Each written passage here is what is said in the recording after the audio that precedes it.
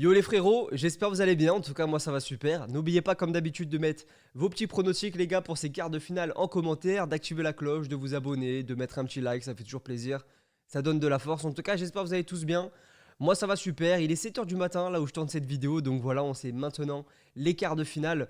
Voilà les huitièmes de finale étaient juste les gars complètement magnifiques, avec beaucoup de surprises, que ça soit du côté de l'équipe de France, même de la Suisse du coup, contre qui on a joué.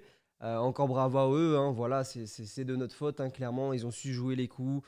Voilà, on a perdu au penalty, c'est comme ça. La Belgique aussi, les gars, qui a été surprenante, malgré les 15 dernières minutes contre le Portugal, où il y a eu justement un poteau de la part du Portugal.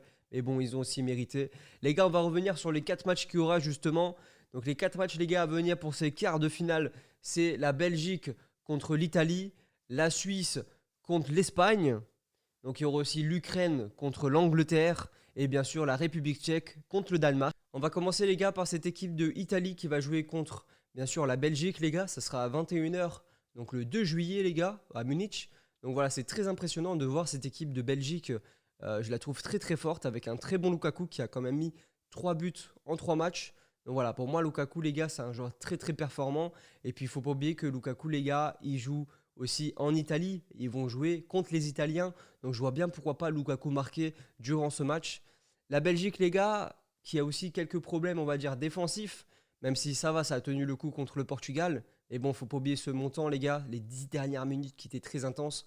Faudra pas oublier que si jamais l'Italie perd 1-0, faut pas oublier que aussi les 20 dernières minutes vont être aussi intenses, donc il faudra faire très très attention. Et du côté, les gars, de l'Italie, bien sûr, il y a 3 joueurs qui ont marqué justement 2 buts lors de cette compétition. T'as Locatelli, t'as Immobilier et t'as aussi Pessina, les gars. Donc voilà, c'est 3 joueurs très très forts avec cette équipe d'Italie. Il faudra faire aussi attention aux remplaçants. Je ne sais pas si ça sera titulaire ou pas. Il a été remplaçant lors du dernier match, c'est Chiesa, les gars. Donc à voir, parce qu'il a fait une très belle rentrée justement en marquant un but magnifique. Donc voilà, pour moi les gars, il faudra faire très très attention à cette équipe d'Italie. Mais la Belgique, clairement, vous avez toutes vos chances. La Suisse contre l'Espagne, les gars, c'est le prochain match. Donc voilà, par contre celui-là, les gars, il est à 18h le même jour. Donc le 2 juillet, les gars. Donc voilà, deux équipes qui sont allées en prolongation. Bien sûr, une qui a gagné au penalty et l'autre qui a gagné en prolongation, c'est justement l'Espagne. Et la Suisse au penalty, c'était contre l'équipe de France. Donc voilà, intéressant de voir cette équipe d'Espagne un peu galérer, je trouve, durant cet Euro. Ils ont quand même du mal, même s'ils ont gagné un match 5-0. Voilà, là, ça a été plutôt difficile, même s'il y a 3 joueurs qui se mettent en avant. Sarabia qui fait un bel Euro quand même. Sarabia qui a mis 2 buts lors de cette compétition, comme Morata, bien sûr, et comme Torres. Mais voilà, c'était très intéressant de voir cette équipe un peu douter. Mais bon, c'était quand même contre la Croatie. La Croatie aussi qu'on ne trouve pas non plus incroyable. Mais bon, ils sont en quart de finale. C'est mérité pour eux comme pour la Suisse. Donc voilà, dites-moi en commentaire vos petits pronos pour ce match, les gars. En tout cas, je pense que l'Espagne va se qualifier facilement. On passe maintenant à la deuxième partie du tableau, les gars, avec les autres quarts de finale, justement l'Angleterre contre l'Ukraine. L'Angleterre, les gars, on va commencer par eux. Bien sûr, ça sera à 21h, les gars, au stade de Rome, le match. Et ça sera le 3 juillet. Donc voilà, l'Angleterre, les gars, rien à dire. Ils ont super bien joué pendant cet Euro. Défensivement, je parle, bien sûr. C'est vrai qu'offensivement, ça pêche des fois. Surtout avec Harry Kane. Mais bon, là, enfin, il a marqué son but. C'était contre l'Allemagne, les gars. Avec encore un but de Sterling. Sterling, les gars, c'est trop fort, hein. Clairement, il n'y a rien à dire, hein. Sterling, il est incroyable, hein. Vraiment, les gars, je ne pensais pas qu'il allait faire un Euro pareil, hein. J'aime beaucoup ce joueur. Alors là, il m'impressionne encore plus. Donc voilà, pour moi, c'est le joueur en forme de cette équipe.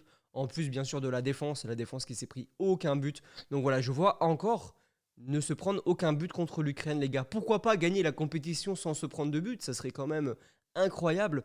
Mais en tout cas, les gars, cette équipe d'Angleterre est très impressionnante. Et on va passer du coup à l'équipe de Ukraine. On passe avec cette équipe d'Ukraine qui a gagné justement 2-1, les gars, contre cette équipe de Suède. Avec bien sûr du côté de la Suède le but de Forsberg. Forsberg, on a annoncé buteur. Et de l'équipe d'Ukraine, les gars, Zichenko qui a justement marqué, on l'a annoncé aussi buteur. Et un but aussi à la 120e, les gars, de Artem. Donc voilà, c'était quand même plutôt intéressant.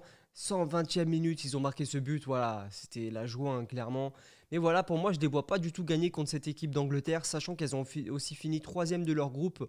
Donc voilà, de leur groupe C d'ailleurs. Donc voilà, pour moi, les gars, l'Angleterre va gagner plutôt facilement. Je vois bien un 2-0, un 3-0. Encore un but de Harry Kane, et pourquoi pas encore un but de Sterling, les gars. Surtout qu'Harry Kane, là, du coup, il a une certaine confiance parce que, justement, ouvrir son compteur de but dans l'Euro, les gars, c'est super important. On le voit justement avec Benzema. Benzema qui a ouvert son compteur de but, c'était contre le Portugal avec 2 buts. Après, il remet encore 2 buts. Bon, je me dis, si on aurait gagné contre la Suisse, peut-être il aurait mis 2 buts le match après, mais bon, c'est comme ça. En tout cas, les gars, pour moi, le match Angleterre-Ukraine, pour moi, l'Angleterre va gagner facilement. Pourquoi pas 3-0, 2-0. D'ailleurs, dites-moi en commentaire ce que vous en pensez. Mais je pense qu'ils vont toujours rester sur 0 but pris pendant cette compétition. Et du coup, les gars, le dernier match des quarts de finale, c'est la République tchèque contre le Danemark. Voilà, ça se jouera à 18 h, les gars. Pareil, le 3 juillet. Alors, on va commencer par la République tchèque qui est super impressionnante, les gars, même les deux équipes, hein. Bien sûr, la République tchèque qui avait gagné aussi 2-0 contre l'Écosse. Ils avaient perdu que 1-0 contre l'Angleterre. Ils avaient fait match nul contre la Croatie, 1-1. Donc voilà, c'est très impressionnant de voir cette République tchèque. Et bien sûr, le dernier match, les gars, c'était contre le Pays-Bas.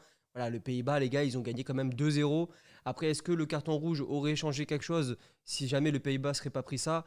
Je ne sais pas, mais en tout cas, clairement, c'est mérité, les gars, la République tchèque, avec un Patrick Schick exceptionnel. D'ailleurs, si je dis pas de bêtises, il a 4 buts. Ouais, c'est ça, il a 4 buts, les gars, donc c'est impressionnant. D'ailleurs, il peut même remonter Ronaldo qui a 5 buts. Donc voilà, je vois bien, les gars. Patrick Schick marqué encore contre le Danemark. Mais le Danemark, il faudra faire très très attention parce que le Danemark, c'est très très bon. D'ailleurs, je vais vous en parler maintenant. Le Danemark, les gars, comme vous vous rappelez, je vais vous raconter l'histoire de cet euro par rapport à eux. C'est que voilà, ils avaient perdu 1-0 contre la Finlande avec 24 tirs à 1. Et ils ont perdu. Mais ils ont perdu parce que, voilà, comme je vous ai dit, Eriksen, il avait une crise, c'est pas une crise cardiaque, c'est un malaise cardiaque. Du coup, ça a complètement changé le match et ils ont perdu ce match. Après, derrière, les gars, ils avaient joué contre la Belgique. La Belgique, ça a été plutôt compliqué pour eux en fin de deuxième mi-temps, avec la rentrée justement de Bruyne.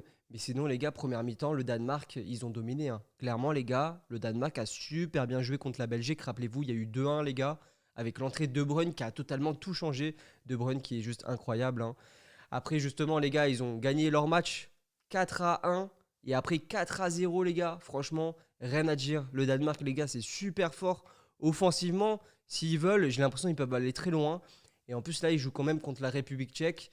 Donc voilà, c'est pas non plus une équipe incroyable, mais c'est une équipe pareille. Voilà, les deux équipes, c'est marrant, mais pour moi, elles se ressemblent. Donc du coup, c'est dur de dire pour moi qui va gagner. Je vois bien justement un but pour les deux équipes. Pourquoi pas un Patrick Schick game marqué, encore une fois. Et voilà, personnellement, c'est deux équipes juste incroyables qui font un très bel euro, un très bel euro. Donc voilà, je pense que ça va être un très très grand match. Du coup, les gars, on a fini avec cette présentation des 4 matchs.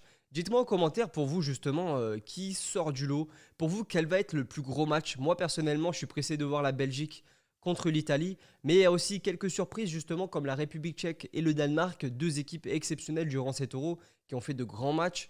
Donc ouais, je suis plutôt pressé de voir ça. Voir aussi si l'Angleterre va se prendre un but ou non durant cette compétition. C'est vrai que j'aimerais bien voir l'Angleterre, pourquoi pas aller en finale et ne se prendre aucun but, ça serait beau. Imagine, ils gagnent l'euro sans se prendre de but, ça serait juste incroyable.